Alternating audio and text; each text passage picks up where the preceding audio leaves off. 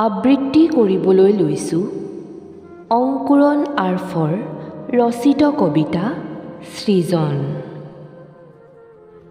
চম্পাৱতীৰ মাক সোনকালে চাহপানী টোপা বাক, দেও লগা বতৰ গোমা হৈ আহিছে আকাশ। পুৱাতেই পেলাই থৈ আহোঁ শিঙৰিজানৰ চাপৰিত ভাটৌৰ চৰাই পাখি যেন সেউজীয়া কোমল কঠীয়াৰ জোনাক।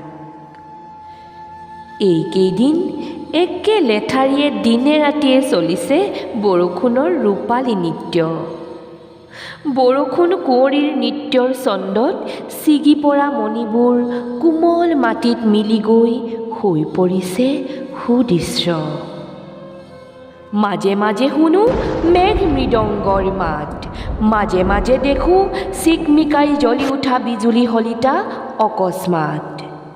গাঁৱৰ বাটত এতিয়া বোকাময় পুৱা গধূলি, বতাহত বিয়পি পৰিছে ঔ ফুলৰ আমোল মোল গোন্ধেটি।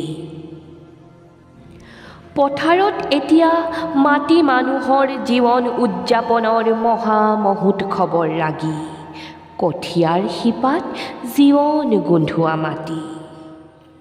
এদিন এই পথাৰখন আছিল ককা দেউতাৰ, এদিন এই পথাৰখন আছিল পিতাৰ, এদিন এই পথাৰখন আমাৰ, এদিন এই পথাৰখন হৈ পৰিব সন্তানৰ।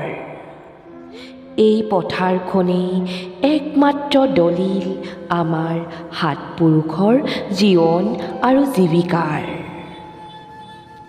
চম্পাৱতীৰ মাক সোনকালে চাহপানী টোপা বাক, পকা কঁঠাল কেইফুটামানো দে, বতৰৰ ফল খালে ভাল। দেৰি কিন্তু নকৰ, কালিকা লগা বতৰ গোমা আকাশ। আহিব লাগিলে বলিয়াবান, জীৱনত হ'ব আকাল। সাৱধান হোৱা ভাল।